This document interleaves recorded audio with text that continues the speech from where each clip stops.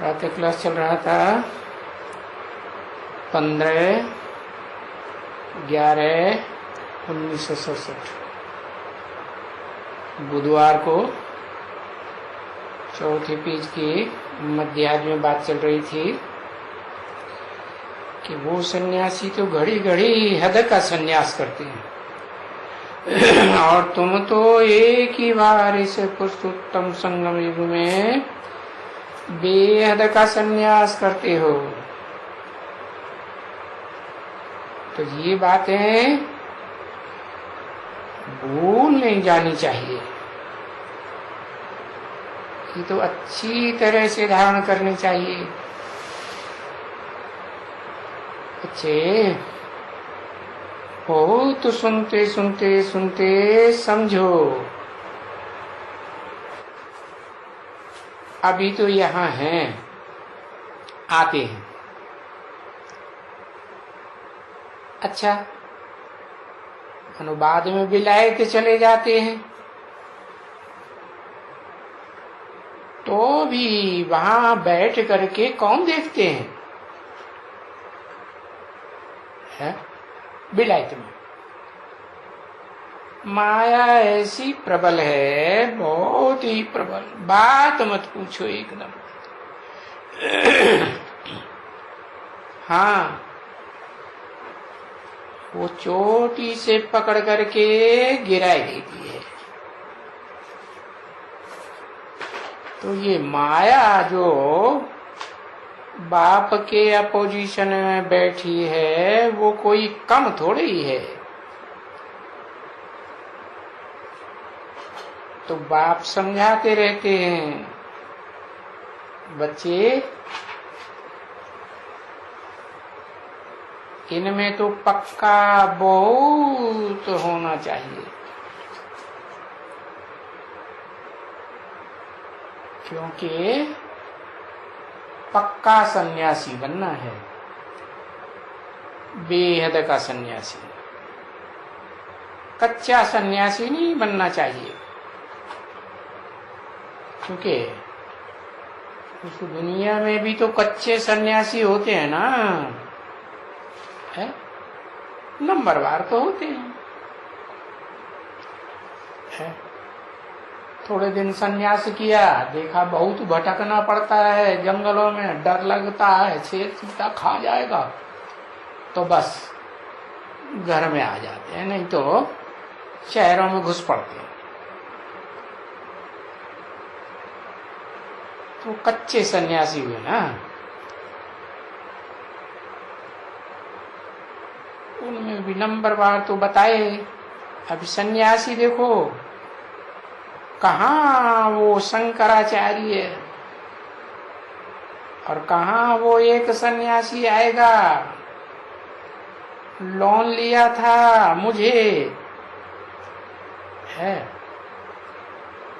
ये आटा चपटी लिया और जाओ आश्रम। तो यहाँ बहुत ही ऐसे बैठे हुए हैं सन्यासी, ढेर के ढेर।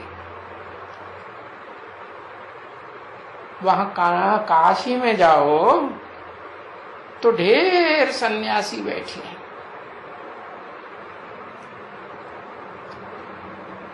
हरिद्वार में जाओ, काशी में बहुत है, क्योंकि काशी में तेज है ना। सन्यासियों में भी कुछ न कुछ पवित्रता का तेज होता है ना। तो अभी काशी में जाकर के करवट खाएगा तभी उनका उद्धार होगा, क्या तो वहां गंगा में बैठ करके गंगा स्नान करेंगे। जैसे ये हद की बातें हैं, वैसे बेहद की बातें भी हैं।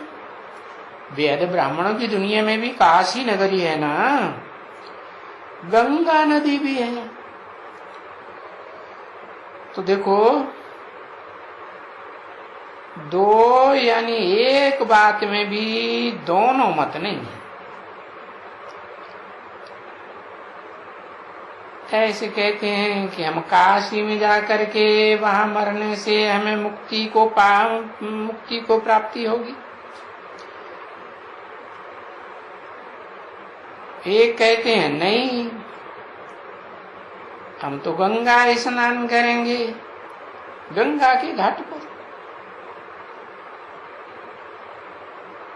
वो है ना गंगा का घाट, और तुलसी तो काली तुलसी और हरित तुलसी। काली तुलसी जंगल में फलती है, जंगल में फलीभूत होती है। हरी तुलसी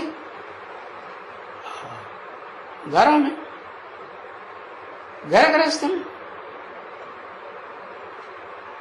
अभी गंगा का घाट तो बनारस में भी है, और वो ही गंगा का घाट हरिद्वार में भी है। बनारस किसकी नगरी? बनारस कहते हैं काशी, काशी विश्वनाथ गंगे। विश्वनाथ की, शंकर की नगरी बताते हैं। और हरिद्वार, हरि वो कृष्ण को कहते हैं। तो गंगा जब उतरती है ऊंची स्टेज से, तो कहाँ उतरती है? हरिद्वार में उतरती है। तो हरिद्वार में भी गंगा है, बनारस में भी गंगा है। पर वहां तो शिव का मंदिर तो खास है एकदम। कहाँ? शिव काशी में है, वो एकदम खास मंदिर है। हरिद्वार में थोड़े ही है नहीं। तो हरिद्वार से तो अच्छा उत्तम तो फिर बनारस हुआ ना। क्या? क्यों? क्योंकि हरिद्वार में बना बनाया रस, सोम रस नहीं मिलता है। और बनारस में नाम ही है बनारस, बना बनाया सोम रस मिलता है। क्योंकि फिर भी तो वो शिव का वहां नाम है ना, शिव काशी है, कहते हैं, जपते रहते हैं शिव काशी शिव काशी। सारा दिन ऐसे ही करते हैं, शिव काशी विश्वनाथ गंगा, शिव काशी विश्वनाथ गंगा। सारा दिन वो सन्यासियों के मुख में ये ही आता है। अभी बताओ कौन सी भला पतित पावनी है, काशी या गंगा? है? किसको कहेंगे पतित पावनी? क्या वो ये शिव काशी है जो बनारस शहर दिखाया हुआ है? ये तो शिव के ऊपर करवट खाते हैं, करवट, काशी करवट। अभी ये मुक्ति को पाएंगे या वो गंगा में मरेंगे वो पाएंगे? कौन पाएंगे? अब देखो उनका कोई है एक ठिकाना? कोई भी, किसका भी एक ठिकाना है? कभी कुछ कभी कुछ। तो अभी सुप्रीम सोल वेद का बाप बैठ करके समझाते हैं बच्चों को मीठे मीठे बच्चों, ये सभी हैं सब भक्ति मार्ग, है ना? क्योंकि वहां पूजा तो करते हैं ना, है? और पूजा जड़ मूर्ति की करते हैं या कोई चैतन्य देवताएं होते हैं वो, है? जो लिंग दिखाते हैं वो जड़ है या चैतन्य है? जड़ है। अभी देखो, तुम तो कोई भी पूजा नहीं करते हो, क्योंकि पूजा देह की होती है, देह की मूर्तियों की होती है। याद तो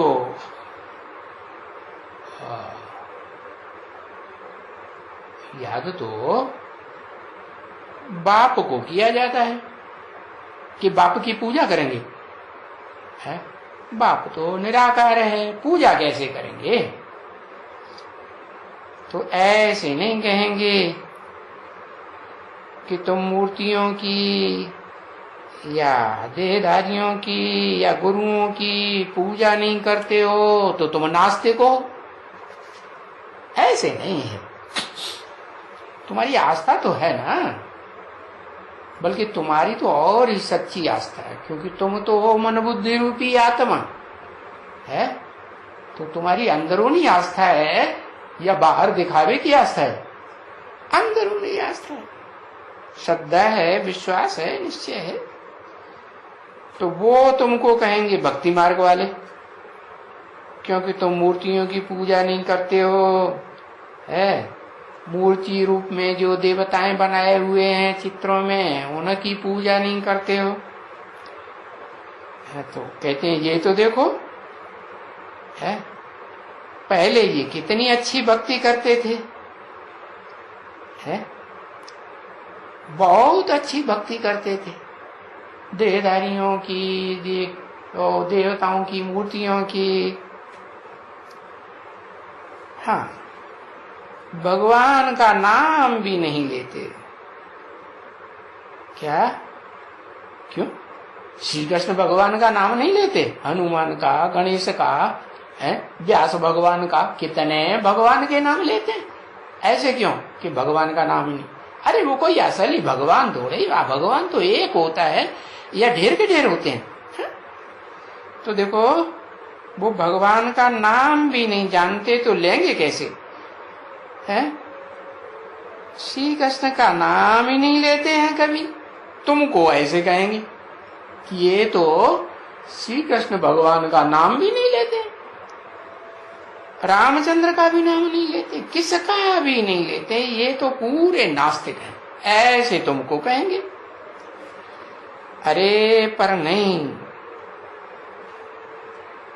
नाम तो काम के आधार पर होता है ना। इनको तो याद ही है ना, उनका काम भी याद है, उनका नाम भी याद है, क्योंकि ये नाम ही लेते हैं ऊंचे से ऊंचे का, जिससे ऊंचा कोई होता ही नहीं। कौन ऊंचे से ऊंचा? अगर निराकार आत्माओं में कहें तो आत्माओं में ऊंची से ऊंचा है कौन? शिव ज्योति, सदा शिव ज्योति। उससे ऊंचा परम पिता तो कोई, उसका बाप कोई होता ही नहीं। और फिर अगर साकार देहधारियों में, मनुष्यों में कहें तो मनुष्यों में कहेंगे मनुष्यों का जो बीज है, जिसे वो कहते हैं, सब धर्म वाले मानते हैं क्या? आदम, एडम, आदिदेव, आदिनाथ मानते हैं ना। तो प्रजापिता, प्रजापति नाम देते हैं ना। तो ऊंचे से ऊंचा हुआ ना इस सच्ची रूपी रंगमंच पर। तो याद करते हैं, सो भी कोई याद करने के लिए कोई नाम थोड़े ही लेने की दरकार है कि नाम रटते रहो। माँ है, बाप है, अपने बच्चे को विलायत में बच्चा बैठा है याद करते हैं तो उसका नाम रटते हैं क्या? क्या याद आता है? उसका रूप याद आता है, उसकी एक्टिविटी, उसकी बातचीत याद आती है। हाँ। तो तुमको कोई नाम लेने की दरकार नहीं। ये याद करते हैं क्या? किसको याद करते हैं? उनके रूप को, उनकी एक्टिविटी को, उनकी बातों को याद करते हैं, क्योंकि उनके ही तो बच्चे हैं ना।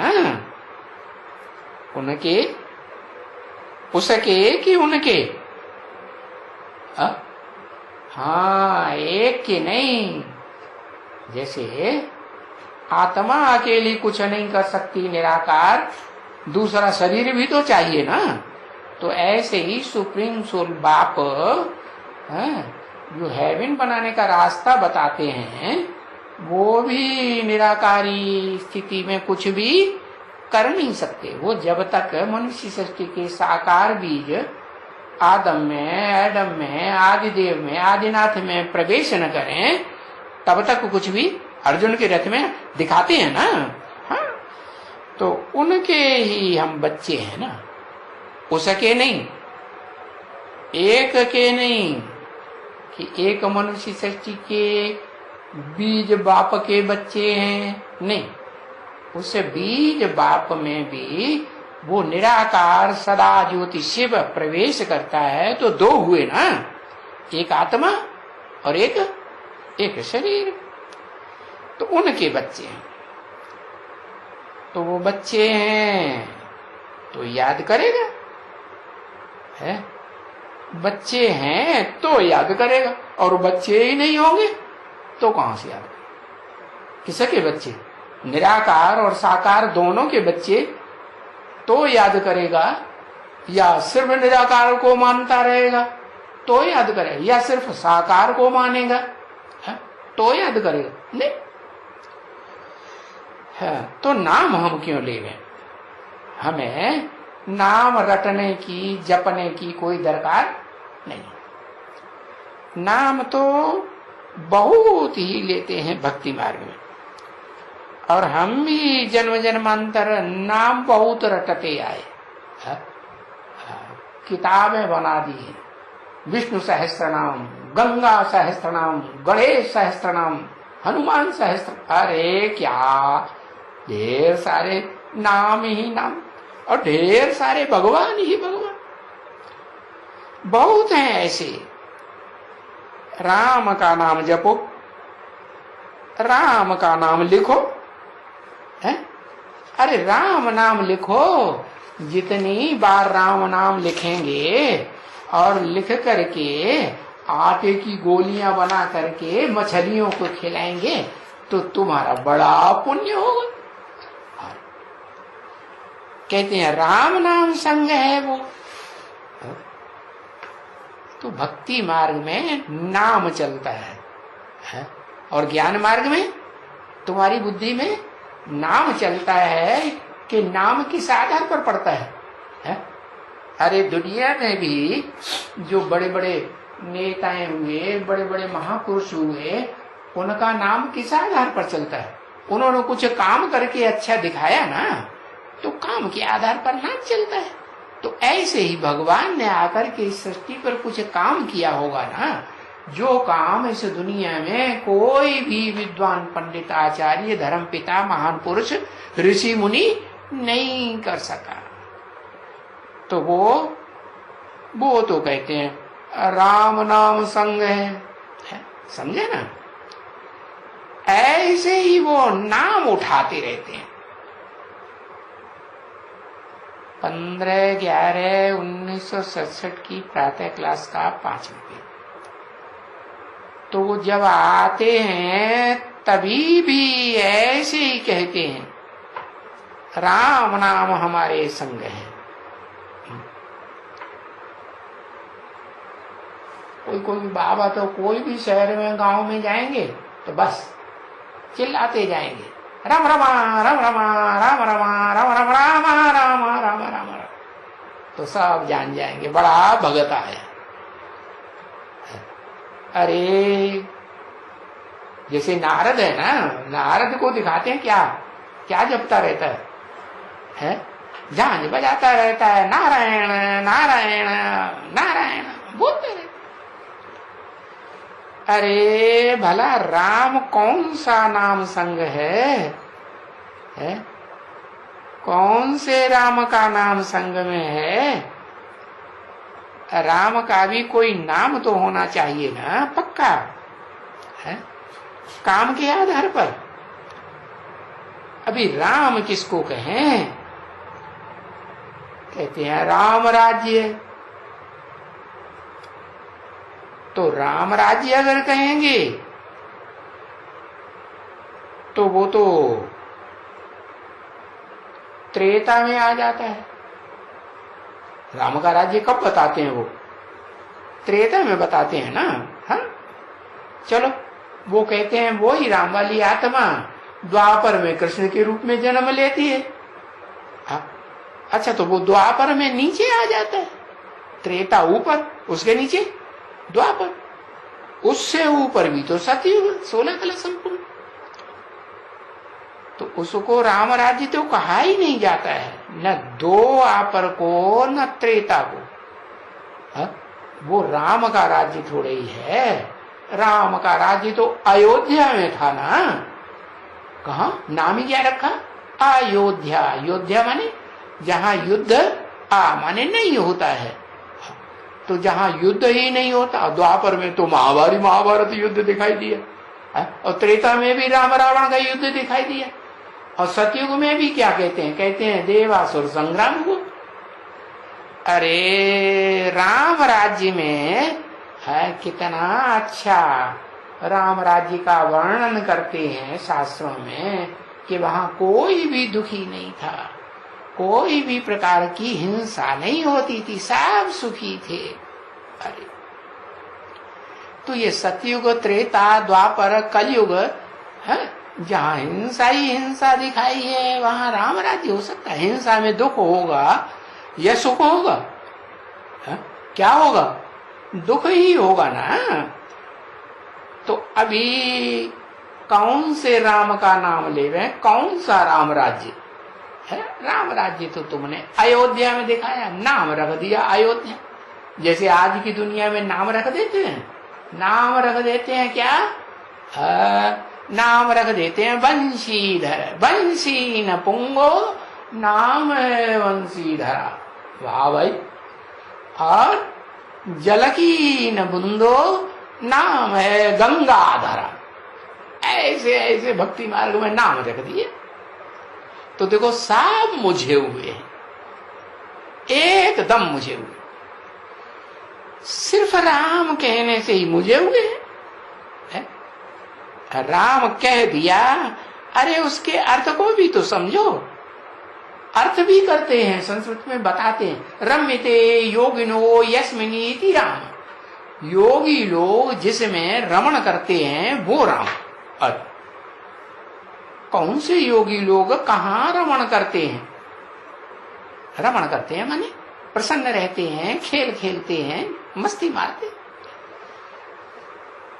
अगर उस राम को वो शिव कहते हैं या कहते रहे, जैसे कहते हैं शिव शिव, शिव के मंदिर में जाते हैं, तो उस शिव के मंदिर में फिर राम थोड़ा ही कहना चाहिए। राम कहेंगे? शिव बाबा ही कहेंगे ना। हाँ, तो फिर राम भगवान अलग हो गया, कृष्ण भगवान अलग हो गया। तो देखो उस शिव को भी राम, जैसे गांधी जी भी कहते थे राम राज्य लाएंगे, है? तो फिर राम राज्य तो फिर सतयुग को कहेंगे ना बच्चे। कौन से सतयुग को? उतरती कला के सतयुग को नहीं, जहां पीढ़ी दर पीढ़ी देवताएं जन्म लेते हैं और आत्मा सुख भोगते भोगते कमजोर होती जाती है, कलाएं कमती होती जाती है। नहीं, कमती होती हैं तभी तो त्रेता में 14 कला रह जाती है ना।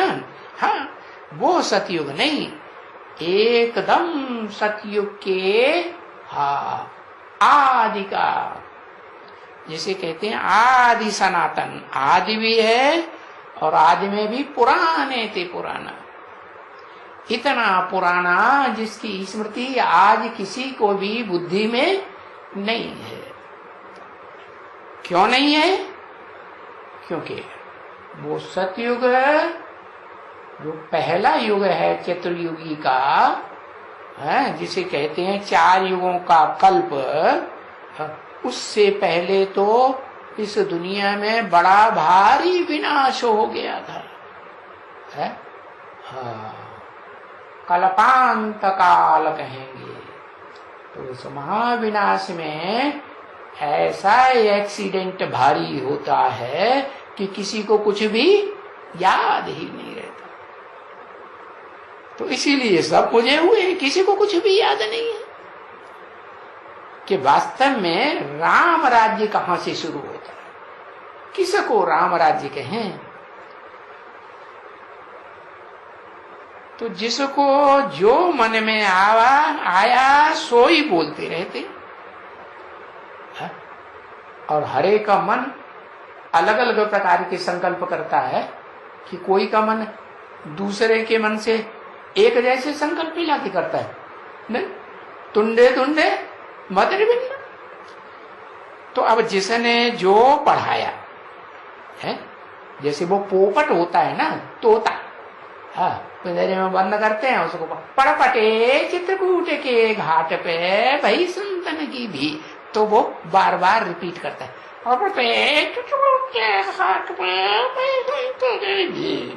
ऐसे बोलता रहता है ना। हाँ, तो पढ़ाते हैं ना तोते को, पढ़ाने वाले पढ़ाते हैं, उठ पढ़ो, उठ पढ़ो काज सरो, ऐसे कुछ पढ़ते हैं। बस जिसको जिस गुरु ने जो कुछ भी पढ़ाया वो ही फिर कंठ कर लेते हैं। हाँ, अब वो चाहे कोई धर्म के हों, चाहे वो सनातन धर्म के अपन को कहते हों, हिंदू धर्म के कहते हों, या इस्लाम धर्म के हों, बौद्ध धर्म, क्रिश्चियन धर्म के हों, या उनके सहयोगी धर्मों के हों, उनके गुरु जो कुछ उनको पढ़ाते हैं बस वही बातें वो ही रटते रहते हैं, कंठ कर रहते। इसलिए जैसे कि ये सभी पैरट शो बन गए, क्या ये सभी धर्म के फॉलोअर्स क्या बन गए? पैरट शो बन गए। माना तो तोतों का कोई शो किया जाए ना, कोई प्रदर्शनी लगाई जाए, तो ऐसे बन गए जो किसको सिखलाते ही रहते हैं, जिसको सिखलाते हैं वैसे ही है, रटते रहते। जैसे मैना है और पैरट है, उसका नाम मैना, उसका नाम पैरट। तो ये सभी क्या हैं? कुछ कोई मैना है, कोई पैरट है। जो जिसने सिखलाया वो ही सीख लिया, समझ कुछ भी नहीं है बिल्कुल अपनी, कि जो बातें जो कुछ भी आकर के बोलते हैं, चाहे धर्मपिताएं आकर के बोलते हैं, उन बातों पर विचार तो करें, है? अपना जो धर्म है उसके ऊपर टैली करके पता तो लगाएं कि क्या अच्छा है, क्या बुरा है, क्या करने से फायदा है, क्या करने से नुकसान है। कुछ भी नहीं, बिल्कुल नहीं। तभी बाप कहते हैं जो बहुत बेसमझ देखना हो, देखो ये अक्षर कहते हैं ना, समझदार बेसमझ, तो जिद भी तब बेसमझ करते हैं। क्या जो हठ है, जिद पकड़ लेते हैं ना, कौन करते हैं? वो बेसमझ हठ पकड़ लेते हैं कि हमने जो कुछ किया हमने ठीक किया। यानी एकदम पत्थर बुद्धि हो जाते हैं, किसी की बात सुनने के लिए तैयार। यहाँ तक के कोई कोई तो कान में उंगली दे लेते हैं। इबादत करेंगे तो चिल्लाएंगे, कान में उंगली देके अल्लाह अकबर, हम किसी की बात नहीं सुनेंगे सिवाय अल्लाह अकबर को याद करें। मुख भी ऊपर को कर देते हैं, देखेंगे भी नहीं किसी को इधर उधर, एक को याद करें। अभी पत्थर बुद्धि तो जरूर कहना चाहिए ना, है? पारस बुद्धि और पत्थर बुद्धि अंतर हुआ ना। पारस के लिए कहते हैं जिसको टच कर दो लोहे को तो वो सोना बन जाए, संग का रंग लग जाता है तो उसे कहते हैं पारस बुद्धि। जिसके संग का रंग दूसरों को लगे, दूसरों का संग खुद को न लगाए, तो उसको कहते हैं पारस। बाकी ऐसा कोई पारस पत्थर नहीं होता है। ये तो उस परम पिता परमात्मा शिव हेवनली गॉड फादर पारस आत्मा की यादगार है, जो इस सृष्टि रूपी रंगमंच पर आकर के मनुष्य सृष्टि के बीज रूप बाप में प्रवेश करता है, तो उसको भी आप समान पारस बनाए देता है। कैसा पारस? जो भी उसे याद करेगा, जो भी उसके कनेक्शन में आएगा, तन से, मन से, धन से, समय से, संपर्क से, संबंधियों की ताकत लगा के आएगा, तो फिर वैसा ही संग के रंग से जरूर बन जाएगा। तो अभी तो वो भी तो समझ की बात है कलयुग में कि पत्थर बुद्धि होते हैं। कोई को भी पारस बुद्धि तो नहीं कह सकते हैं ना। कह सकते हैं? नहीं कह सकते हैं। हाँ, तो बताया सतयुग में पारस बुद्धि होती है। नाम ही है सत्य का युग, और ये कला है कलेश का युग, झूठ युग, झूठ खंड, वो सच खंड। सत्य बाप आकर के रास्ता बताते हैं, और सत्य बात से सत्य युग की स्थापना करते हैं। तो देखो पारसनाथ कितने बड़े बड़े मंदिर बने हुए हैं, है? जैनियों में भी बने हुए हैं ना। तो देखो ये जरा सी बात भी मनुष्यों की बुद्धि में नहीं है कि ये पारस बुद्धि कब थे। ये पारस पत्थर की जो यादगार है कब की है?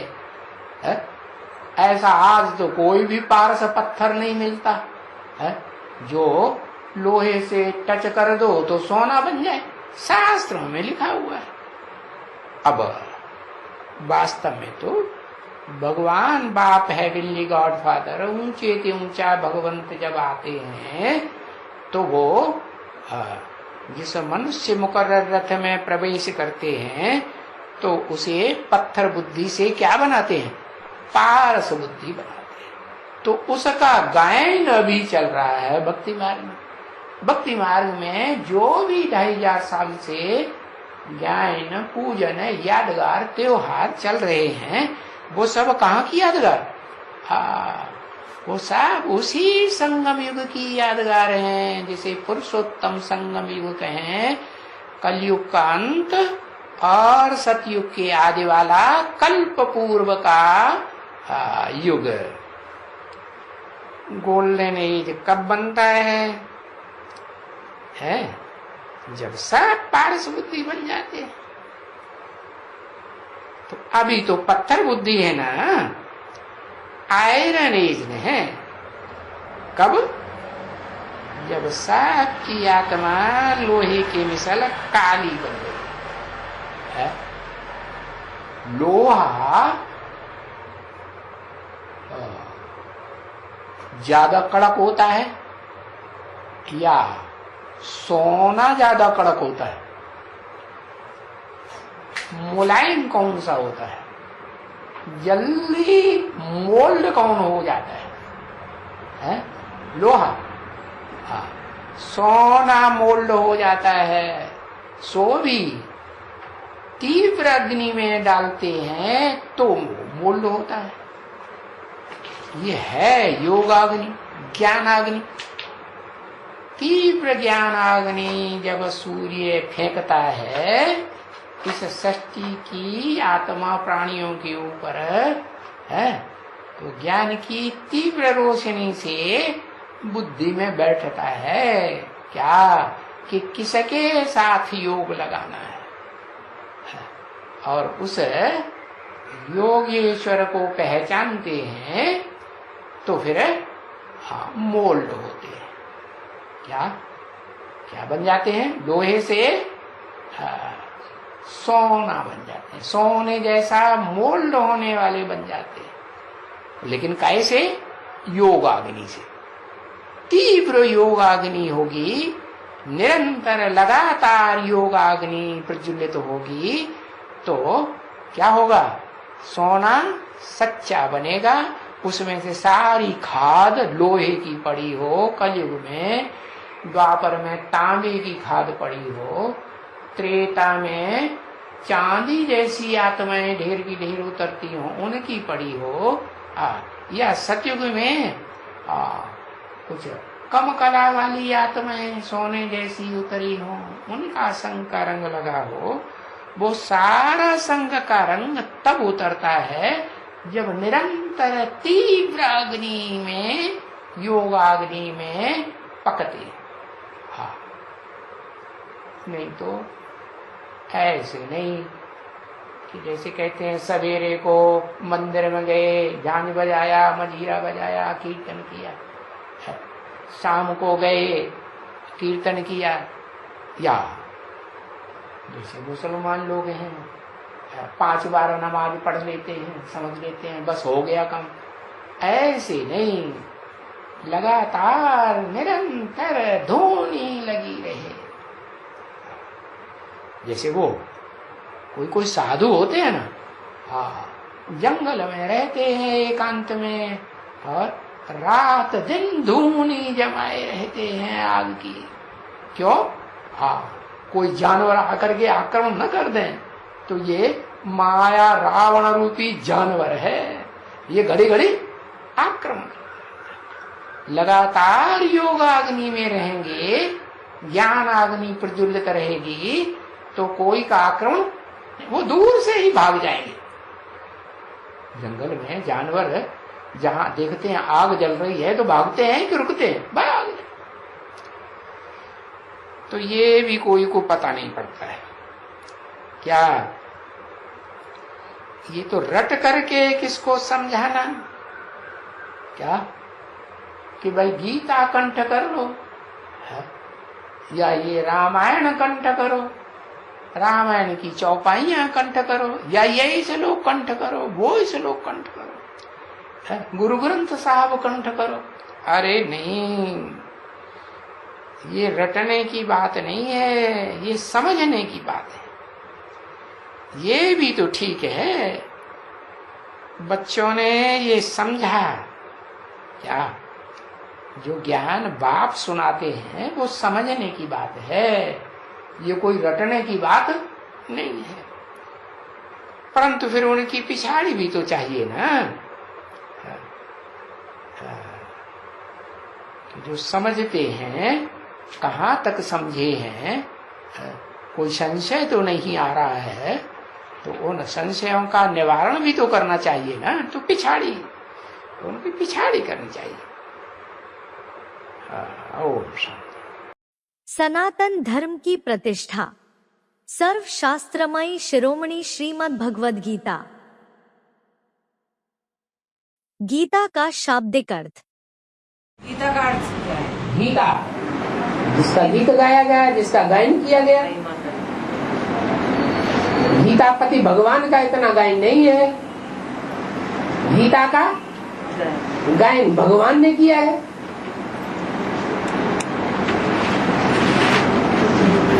गीत गाया है, कहते ना तुम तो उनके गीत गाते रहते हो, माना उनकी महिमा करते रहते हो। जो गीता गीत है, कविता है, क्या है? गीता क्या है? अरे गीता नाम क्यों रखा है? गीत है भगवान के मुख से गाया हुआ, जिसमें अलंकारिक भाषा भरी हुई है, प्रतीकात्मक भाषा भरी हुई है। दुनिया के सामान्य लोग तो उसे समझ ही नहीं सकते। समझ सकते हैं? कहावत भी है, कै समझे कवि, कै समझे रवि। रवि माने सूर्य। और गीता में लिखा है, मैं जब आता हूं तो पहले पहले किसको ज्ञान देता हूं? है? सूर्य को ज्ञान देता हूं। सर्वशास्त्रमयी शिरोमणि गीता। सर्वशास्त्रमयी शिरोमणि श्रीमद् भगवत गीता है।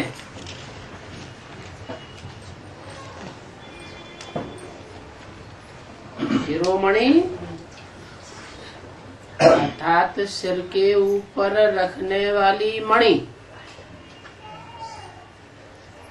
जैसे आत्मा रूपी मणि सर्वोच्च है, इस शरीर में सबसे ऊंची सत्ता आत्मा रूपी मणि की है। ऐसे ही जितने भी शास्त्र हैं, चाहे हिंदुओं के हैं, चाहे और धर्म वालों के शास्त्र हैं, उन सभी शास्त्रों के बीच सर्वशास्त्रों में शिरोमणि भगवान की गाई हुई गीता है। अरे भगवान आते हैं तो मनुष्य को देवता बनाते हैं। मनुष्य से देवता बनाने का भी तो कोई नियम कानून होगा ना। उस नियम कानून का नाम शासन करने की श्रेणी का नाम गीता रखा गया है।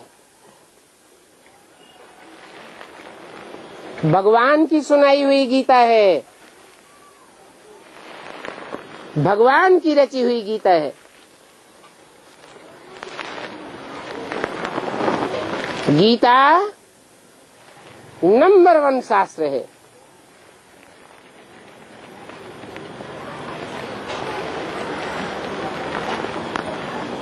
भगवान खुद बैठ करके शासन नहीं करते। भगवान आकर के प्रवृत्ति मार्ग की रचना करते हैं।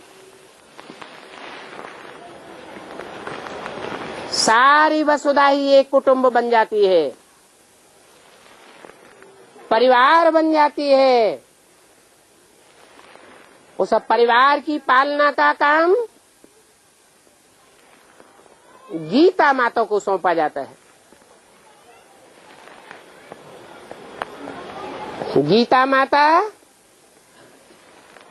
सारे विश्व रूपी परिवार की पालना करती है, पूरे परिवार का शासन करती है। इसलिए गीता को सर्वशास्त्रमयी शिरोमणि कहा जाता है। और बाइबल, कुरान आदि धर्म ग्रंथ दुनिया की लिमिट में आई हुई जनरेशन को कंट्रोल कर पाते हैं, परंतु गीता तो सारे विश्व को कंट्रोल कर लेती है।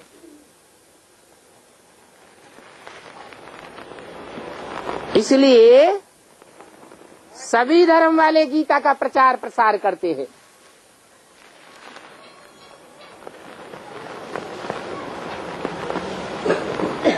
हिंदुओं ने इतनी गीता की प्रतियां नहीं छपाई होंगी, उससे ज्यादा गीता की प्रतियां अंग्रेजी में अंग्रेजों ने छपाई है।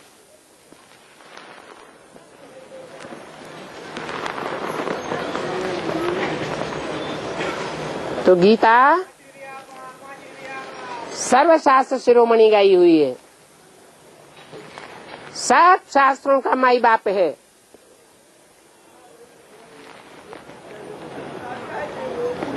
बाप आते हैं तो ऐसी गीता माता का आकर के परिचय देते हैं।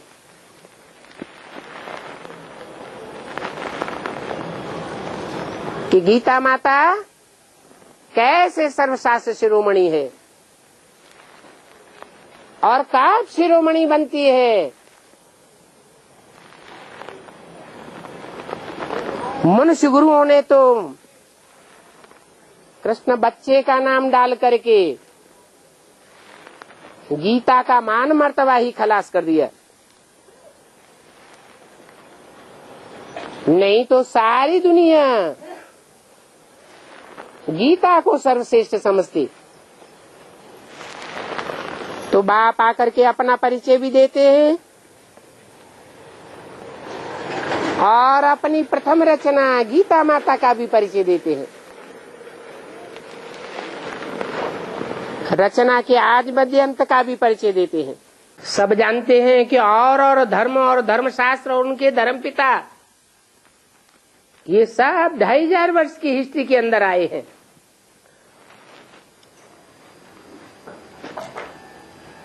गीता के लिए तो लिखा है 5000 वर्ष पहले महाभारत युद्ध हुआ। तो अगर उनकी बात मान भी लें भक्ति मार्ग वालों की, तो पुराने से पुराना ग्रंथ कौन सा हुआ? गीता हुई, कुरान हुई, एंजल हुई या बाइबल हुई या बौद्धियों का धर्म ग्रंथ हुआ। पुराने से पुराना ग्रंथ कौन हुआ? गीता। सर्वशास्त्र शिरोमणि गीता है। दुनिया में जितनी भी धार्मिक पुस्तकें हैं उन पुस्तकों में सबसे जास्ती ज्ञान का भंडार गीता में है। गीता की ढेर प्रतियां विश्व की भाषाओं में छपाई गई है। सर्वशास्त्र में शिरोमणि श्रीमद् भगवत गीता ये प्राचीन है ना, सबसे पुराना नंबर 1 शास्त्र। तो उसको कहा ही जाता है माई बाप। सब धर्म ग्रंथों का माई बाप। और धर्म तो बाद में आते हैं। गीता है सबसे पुरानी। गीता माता कहा जाता है। कोई भी शास्त्रों को ऐसे माता नहीं कहा जाता।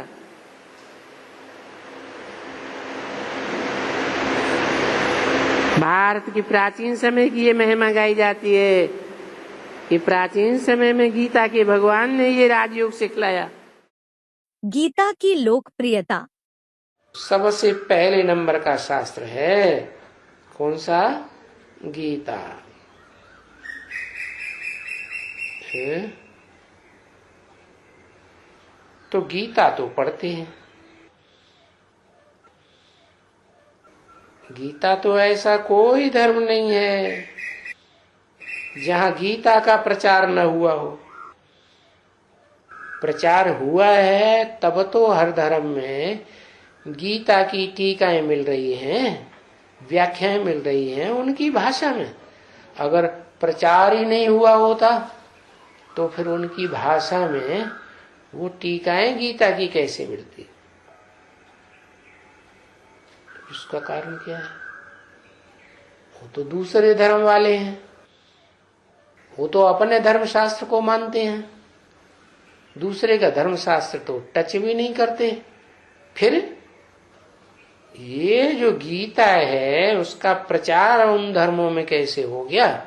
वो गीता भगवान का शास्त्र है, शासन करने का विधान है। तो जो उस गीता को पढ़ते हैं वो देवी देवता सनातन धर्म के हैं। वो आत्माएं। तो गीता पढ़ते हैं, जरूर हमारे धर्म के हैं। तभी बाबा इशारा देते रहते हैं, भाई जाओ। गीता का बड़ा प्रभाव हुआ है संसार में। सब धर्मों के लोग गीता को महान ग्रंथ मानते हैं। सभी धर्म वालों ने अपनी अपनी भाषाओं में उसका अनुवाद करवाया हुआ है। सबसे जास्ती अनुवाद गीता का हुआ है।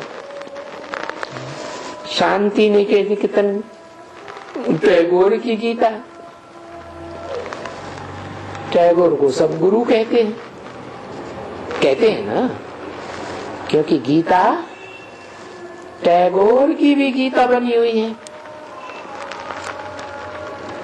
टैगोर की गीता, गांधी जी की गीता,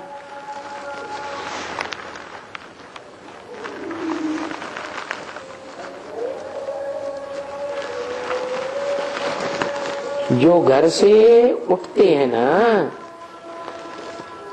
तो गीता पाठ करना शुरू कर देते। श्लोक भाई, अध्याय भाई, बाकी गांधी जी को जो आया सो अर्थ किए, टैगोर को जो आया सो अर्थ किए, सो करते रहते हैं।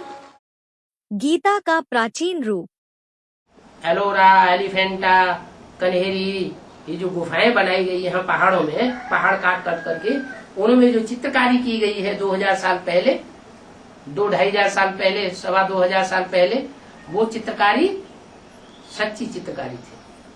उस चित्रकारी से बाद में शास्त्र बने हैं। उन शास्त्रों में पहले पहले गीता का भगवान निराकार था, और ये विदेशी विद्वानों ने ये बात साबित भी कर दी है अपनी अपनी थीसिस में, अपनी अपनी रिसर्च में।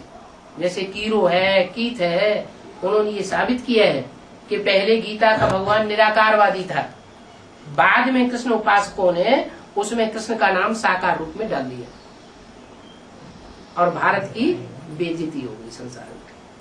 क्योंकि सब धर्म पिताएं मानते हैं कि वास्तव में गॉड फादर तो निराकार है।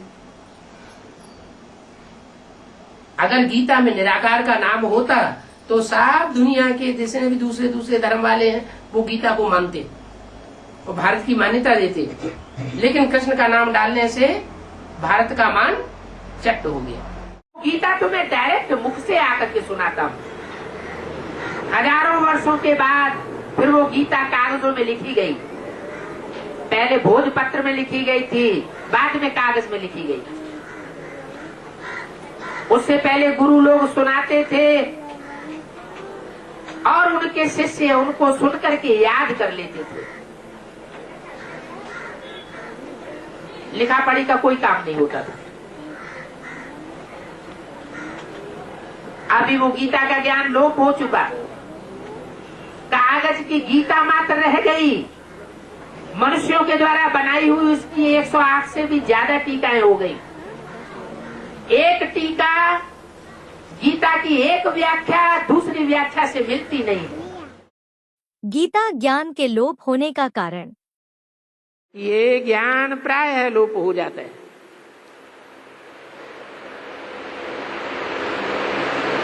गीता में स्वयं ही ऐसा श्लोक आया हुआ है कि परंपरा से प्राप्त यह राजयोग का ज्ञान लोप हो गया, क्योंकि बाद में तो इस ज्ञान की जरूरत ही नहीं रहती है। क्योंकि ज्ञान का फल, जानकारी का फल, पहचान का फल भगवान मिल जाता है, और भगवान मनुष्य से देवता बनाए देते हैं। फिर ज्ञान की क्या दरकार? इस ज्ञान के पीछे जरूरत ही नहीं रहती है, क्योंकि ज्ञान ही मनुष्य को देवता बनाने का है।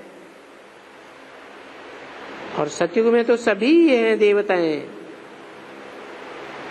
फिर और बाकी क्या बनना है? इसलिए सतयुग में फिर ज्ञान होता ही नहीं है। गीता की टीकाएं। एक गीता के ऊपर ही कितने नाम रख दिए हैं। गांधी गीता, टैगोर गीता, रामानुज गीता, शंकराचार्य गीता, ढेर के ढेर नाम। अब गीता को इतने ढेर मनुष्य क्यों पढ़ते हैं? पढ़ते तो हैं परंतु समझते तो कुछ भी नहीं। अध्याय वही है, श्लोक वही है, उन श्लोकों को उठा उठा करके अपने अपने अर्थ करते हैं। अब वो अर्थ तो सभी मनुष्यों के अपने बनाए हुए ना।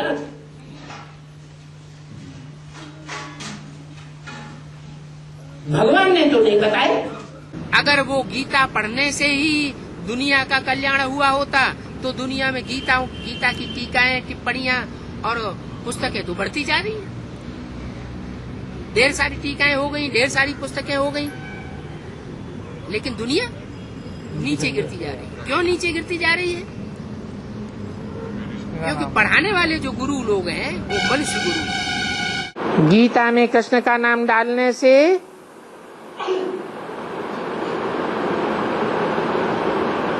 गीता की सारी महिमा खत्म कर दी है। और गीताएं भी फिर अनेक प्रकार की बनाई दी हैं।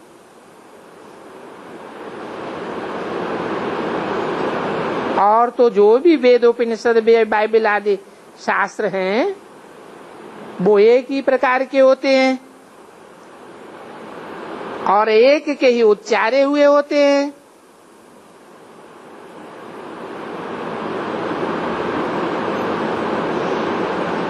तो गीता भी एक ही प्रकार की होगी ना।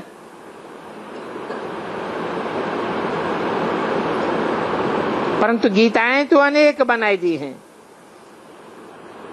गांधी गीता, टैगोर गीता, ज्ञानेश्वर गीता, विवेकानंद गीता,